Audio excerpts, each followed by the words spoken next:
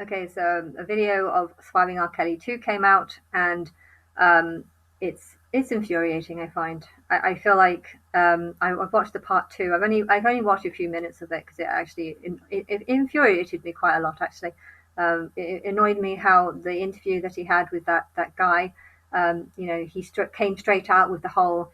So you like teens, right? And it was almost like he was saying that because it was a rat trap, and he wanted to just dig up dirt on R. Kelly. And R. Kelly probably does like teens, but at the same time, like is a very broad word.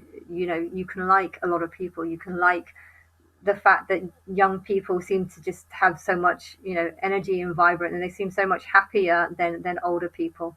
And but he was just trying to, like, he was saying that question because he wanted to expose him as being some sort of pedophile. And I thought R. Kelly did respond in quite a way that was right.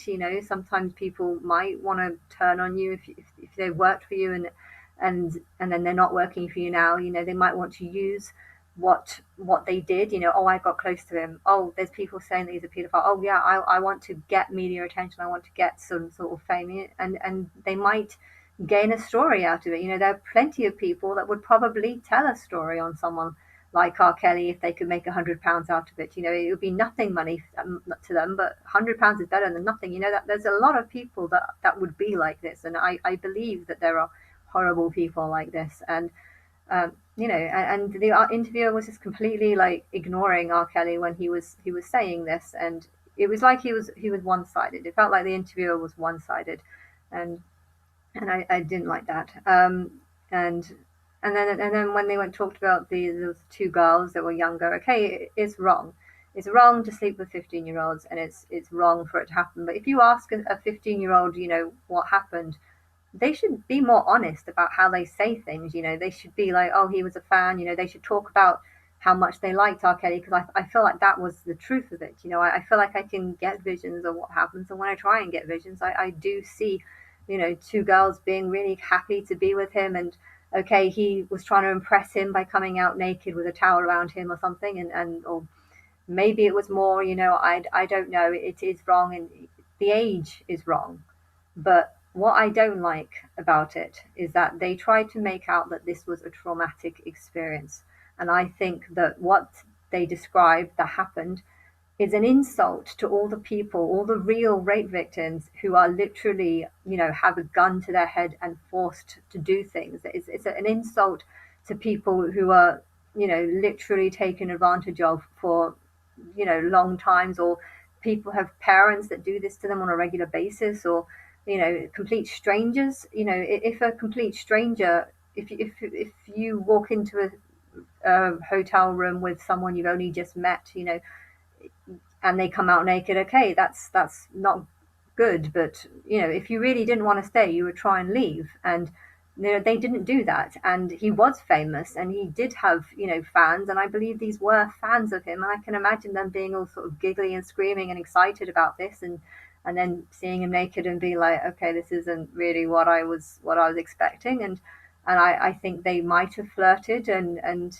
things did go out of hand. Maybe he was drunk too. I don't really know the specifics, but I'm not saying what this crime isn't wrong. What I am saying is that it's infuriating watching the interviews where this is 5 years later and they are crying. Now, if you're drunk, if anyone's been drunk and had a one night stand with someone, it's not actually a traumatic experience. The traumatic experience comes afterwards when you feel you've got used. If you've had a complete stranger kind of take advantage of you being drunk, it's not a nice experience. But if you're a fan of someone, if you know someone, or you feel you know someone through media and stuff, it's different. And because they don't say any of this, they don't give details on anything about, they just go straight into, I was in his room and this attack happened. And it's just like they focus on the attack, and I feel like that's just wouldn't how it would be if they were real victims who have really suffered. They would focus on what actually caused them suffering, not on the act itself. I mean, if they were drunk, then the act itself wouldn't actually have been the suffering part. The suffering part would have been what happened afterwards. You shouldn't sleep with teenagers because it gives them it puts them in the wrong mindset, and makes them think that they, that's your standard. So if I find someone of a better standard to that, or maybe slightly less standard, you're going to go there, and it sets them on a wrong path. And the fact that these girls weren't focused on, the after effect of what they felt like when they weren't drunk, or you know recovering it, and to cry over a drunken night. How many people would do that? I know they were young and it was inappropriate, and they say though that um he asked me to do oral and I did it, and then he did things with me even though I wasn't of age to consent. But she was crying about her not being of age to consent, and I just felt like, well, that's not the traumatic part, because at the time that wouldn't have been traumatic for you, because you didn't. 15-year-olds, 16-year-olds, they don't really think that they are underage. They think they're older than they are. They think they're, that if someone's describing an event, they usually talk more details about, how they were actually feeling at the time. And this wasn't about feeling, this was just about them saying stuff that wasn't traumatic, and crying to make out that it was traumatic. And it's just like, seeing a naked guy is not traumatic. You can go on the beach and see plenty of naked guys. It's not a traumatic experience, especially if they're a famous person. Seeing a famous person who you see as an idol, that's not a traumatic experience. And I don't think, I can't see them feeling traumatized by it. And okay, they said that they were hurt, and collapsed on the floor afterwards, basically. But that's what happens when you drink too much.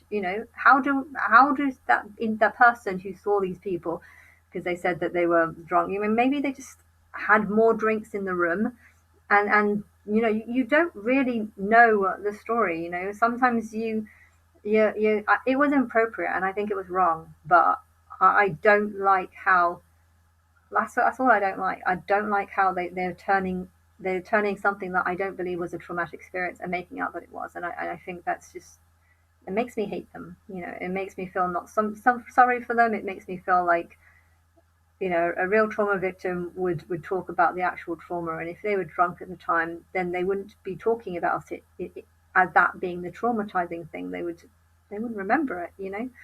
Um, and I don't know about the others, but I just wanted to say that.